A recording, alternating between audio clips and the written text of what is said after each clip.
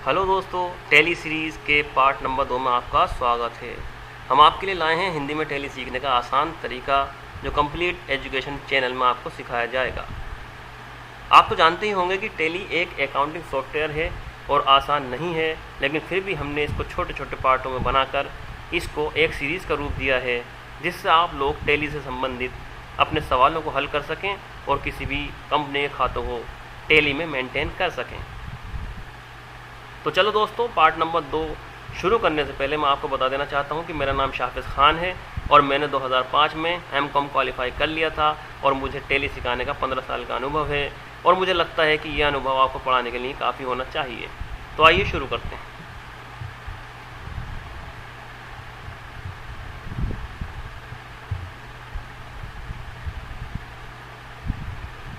तो दोस्तों, part number 1 में हमने सिर्फ एंट्रीज करना देखा है, लेकिन यहाँ तक हमें ये पता चला कि टैली में हम क्या काम कर सकते हैं। अब हम सीखेंगे टैली में काम करना। बहुत ही आसान है, लेकिन ध्यान देना बहुत ज़रूरी है। टैली में किसी कंपनी के खातों को, या ये कह सकते हैं कि हिसाब किताब को मेंटेन किया जाता है। इसके लिए सबसे पहले जिस कंपनी के खातों को मेंटेन किया जाएगा, टैली में उस कंपनी के नाम से एक कंपनी क्रिएट की जाएगी, जैसे नीचे बताया गया है। आप अपने लैपटॉप या डेस्कटॉप की स्क्रीन पर जाकर देखेंगे तो आपको ये आइकन दिखाई देगा। अगर आपके कंप्यूटर में टैली इंस्टॉल है, टैली का सॉफ्टवेयर इंस्टॉल है, तो ये आइकन आपके डेस्कटॉप पर दिखाई देगा। डेस्कटॉप पर जाकर टैली आइकन पर डबल क्लिक करके टैली को ओपन करेंगे। इस पर जब हम डबल क्लिक करेंगे तो टैली का पेज खुल के आएगा, जो नीचे दिखाया जा रहा है।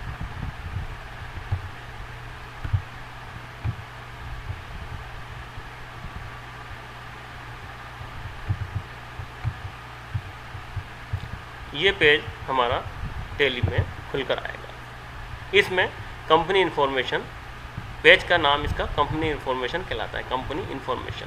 इसमें कंपनी क्रिएट करने के लिए हमें क्रिएट कंपनी पर क्लिक करना होता है। जैसे हम कंपनी क्रिएट पर क्लिक करते हैं तो हमारे सामने नीचे वाला पेज खुलकर आएगा,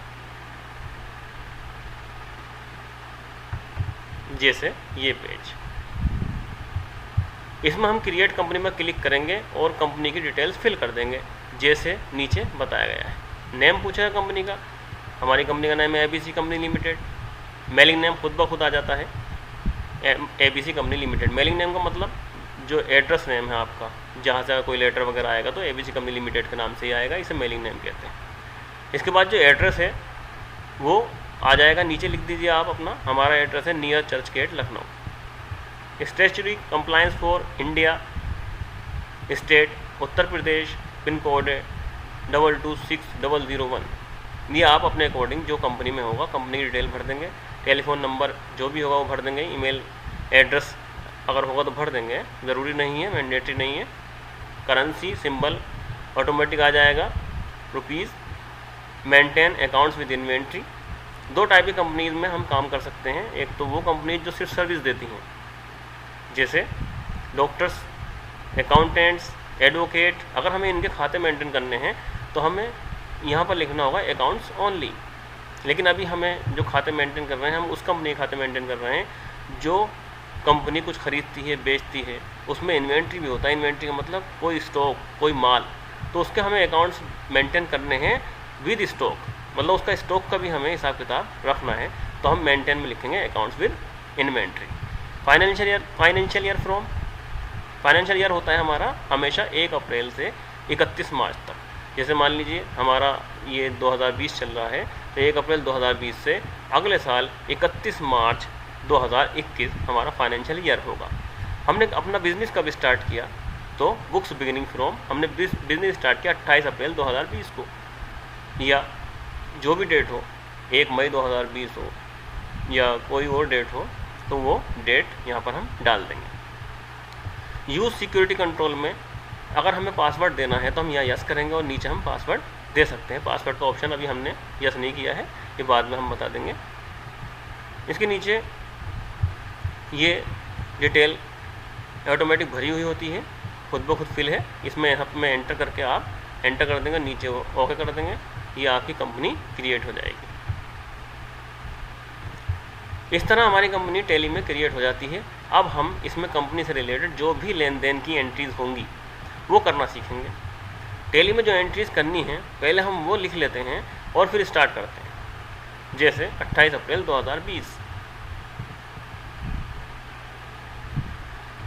नंबर 1 एंट्री, शाफिज खान ने 5 लाख रुपए से ABC कंपनी लिमिटेड स्टार्ट की।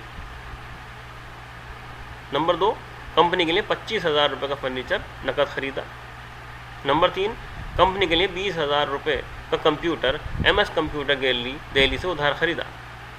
नंबर 4, कंपनी ने 5,000 रुपये का बिजली का बिल चुकाया। 29 अप्रैल में 5 नंबर की एंट्री, कंपनी ने स्टेट बैंक ऑफ इंडिया में करंट अकाउंट 50,000 रुपये से खुलवाया।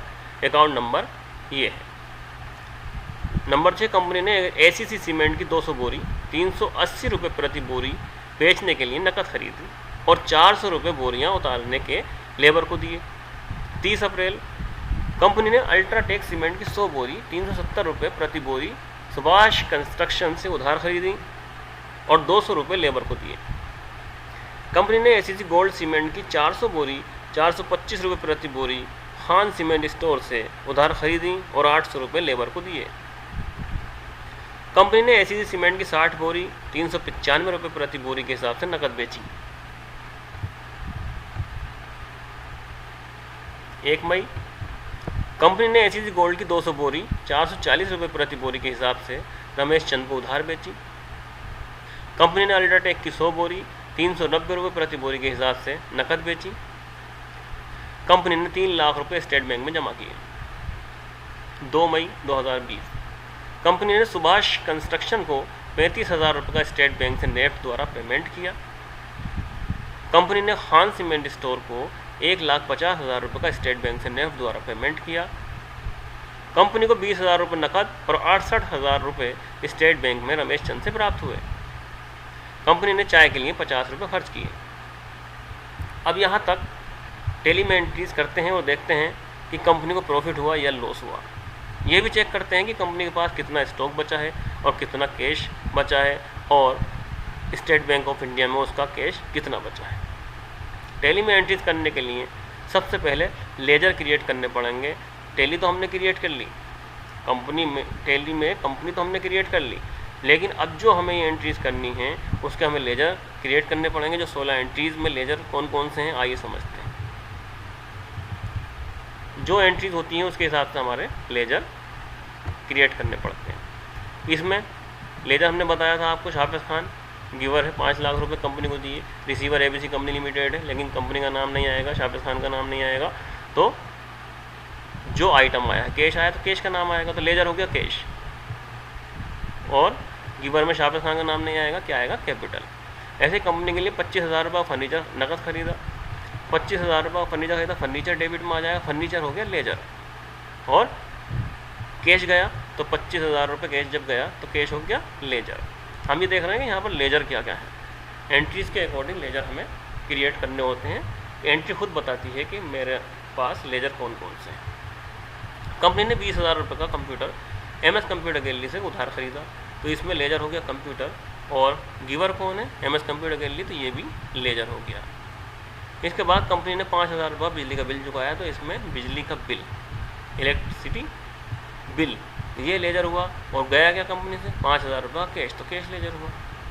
ऐसी कंपनी ने स्टेट बैंक ऑफ इंडिया में एक करंट अकाउंट 50,000 रुपये खुलवाया, अकाउंट नंबर ये है, तो State Bank of India ledger हुआ। और कैश गया तो कैश लेजर हुआ। ACC सीमेंट की 200 बोरी 380 रुपये प्रति बोरी बेचने के लिए खरीदी। जब हम कोई भी चीज़ बेचने के लिए खरीदते हैं तो उसका नाम नहीं आता, उसकी जगह परचेज अकाउंट आता है, परचेज। तो ख़रीदना इसको कहते हैं इंग्लिश में परचेज। तो एक लेजर हो गया हमारा परचेज अकाउंट। दूसरा नकद खरीदी तो कैश दूसरा लेजर हुआ। और ये हमारा हुआ आइटम जो हमने ख़रीदा है। और एक लेजर इसके अंदर हुआ लेबर एक्सपेंसिव, जो हमने लेबर को खर्च करने के, लेबर को बोरियाँ उतारने के दिए। कंपनी ने अल्ट्राटेक सीमेंट की 100 बोरी 370 बोरी के साथ सुभाष कंस्ट्रक्शन से उधार खरीदी, तो इसमें एक अल्ट्राटेक तो आइटम हो गया, लेकिन खरीदी तो परचेज, खरीदने की वजह से परचेज एक लेजर हुआ। और सुभाष कंस्ट्रक्शन से खरीदें, सुभाष कंस्ट्रक्शन दूसरा लेजर हुआ और एक हुआ लेबर। ऐसे ही कंपनी ने एसीसी गोल्ड की 400 बोरी 425 रुपये प्रति बोरी खान सीमेंट स्टोर से उधार खरीदी। तो एक तो परचेज हो गया लेजर, दूसरा लेजर हो गया खान सीमेंट स्टोर, और ये हो गया हमारा आइटम, और एक लेजर हुआ हमारा लेबर। ऐसे ही कंपनी ने एसीसी सीमेंट की 60 बोरी 395 रुपये प्रति बोरी के हिसाब से नकद बेची। यहाँ पर बेचना आया तो एक लेजर हुआ सेल्स, और नकद बेची कैश आया होगा, एक लेजर हमारा कैश हो गया। 2 लेजर कम से कम हर एंट्री में होते हैं, हमने बताया है ऊपर, कम से कम 2 लेजर हर एंट्री में होंगे, ज़्यादा भी हो सकते हैं, डेबिट और क्रेडिट ज़्यादा भी हो सकते हैं, लेकिन कम से कम 2 होंगे, एक डेबिट और एक क्रेडिट। और ऐसी सीमेंट इसके अंदर आइटम हुआ और ये नकद हमने बेची। इसके बाद कंपनी ने एसीसी गोल्ड की 200 बोरी 440 रुपये प्रति बोरी के हिसाब से रमेश चंद को उधार बेची। तो रमेश चंद को बेची, एक लेजर रमेश चंद हो गया, और बेची एक लेजर सेल्स हो गया, और ये आइटम हमारा हो गया। कंपनी ने अल्ट्राटेक की 100 बोरी 390 रुपये प्रति बोरी के हिसाब से नकद बेची। नकद बेची तो एक कैश लेजर हो गया, और एक बेची तो एक सेल्स हो गया। कंपनी ने 3 लाख रुपये स्टेट बैंक में जमा किए, एक लेजर स्टेट बैंक हो गया, और 3 लाख रुपये गए, कैश गया तो एक लेजर कैश हो गया। हर एंट्री खुद बताती है कि लेजर कौन कौन से बनेंगे। कंपनी ने सुभाष कंस्ट्रक्शन को 35,000 रुपये स्टेट बैंक से नेफ्ट द्वारा पेमेंट किया सुभाष कंस्ट्रक्शन को। एक लेजर सुभाष कंस्ट्रक्शन हुआ, और स्टेट बैंक से किया तो दूसरा लेजर स्टेट बैंक हुआ। ऐसे ही कंपनी ने खान सीमेंट स्टोर को 1,50,000 रुपये का स्टेट बैंक से नेफ्ट द्वारा पेमेंट किया, तो खान सीमेंट स्टोर एक लेजर हुआ, दूसरा लेजर स्टेट बैंक हुआ। कंपनी को 20,000 रुपये नकद और 68,000 रुपये स्टेट बैंक में रमेश चंद से प्राप्त हुए। तो एक तो लेजर नकद हुआ, एक लेजर स्टेट बैंक हुआ, और एक लेजर हुआ रमेश चंद। कंपनी ने चाय के लिए 50 रुपये खर्च किए, तो एक लेजर चाय हुआ और एक लेजर 50 रुपये कैश हुआ। नीचे हमने इसका टेबल बनाई है पूरी, जैसा भी बताया हमने, इसे दोबारा देख लेते हैं। एंट्री नंबर 1 में हमने बताया था कैश हुआ और कैपिटल हुआ, ये ग्रुप होते हैं इनके, ये तो आपको बनाने हैं, ये टैली के अंदर ऑलरेडी क्रिएट होते हैं, ये आपको बनाने नहीं हैं, पहले से ही उसमें बने हुए हैं। जब से ही आप सॉफ्टवेयर इंस्टॉल करेंगे तो आपको बने हुए मिलेंगे। तो पहली एंट्री में कैश हुआ, ये कैश इन हैंड में जाएगा, आपको एक बार में याद हो जाएगा, आपको बार बार कोशिश करने की ज़रूरत नहीं है, एक ही बार में आपको सब ये याद हो जाएगा। कैपिटल अकाउंट में जाएगा। फर्नीचर फिक्स्ड एसेट्स में जाएगा। जो भी आइटम हम कंपनी के यूज़ के लिए खरीदते हैं, बेचने के लिए नहीं खरीदते, वो होता है फिक्स्ड एसेट। जैसे फर्नीचर हुआ, कंप्यूटर हुआ, या कोई बिल्डिंग हुई, या कोई मशीनरी हुई, कोई भी चीज़, तो वो सब फिक्स्ड एसेट्स में आ जाता है। कैश इन हैंड में जाएगा। कंप्यूटर फिक्स्ड एसेट्स, क्योंकि कंप्यूटर यूज़ के लिए ख़रीदा है हमने, बेचने के लिए नहीं खरीदा। MS computer gallery. Sundry creditor, जिससे उधार हम माल खरीदते हैं, चाहे वो बेचने के लिए खरीदें या कंपनी के यूज़ के लिए खरीदें, वो सन्ड्री क्रेडिटर्स हमारा होता है। इलेक्ट्रिसिटी बिल खर्च हुआ। इनडायरेक्ट एक्सपेंसिव और डायरेक्ट एक्सपेंसिव में अभी नीचे फ़र्क बता दें क्या है। कैश इन हैंड में जाएगा। State Bank of India bank account है, बैंक अकाउंट में चला जाएगा। कैश इन हैंड में चला जाएगा, नॉर्मल सी बात है, आपको याद करने की ज़रूरत नहीं है। 2-3 बार जब एंट्री करेंगे तो ये खुद ब खुद याद हो जाएगा, डरने की ज़रूरत नहीं है। परचेज अकाउंट में जाएगा। जैसे ही हमने परचेज़ किया कोई आइटम बेचने के लिए, तो उसमें लेजर बनाया था, हमने बताया था ऊपर, परचेज अकाउंट में जाएगा।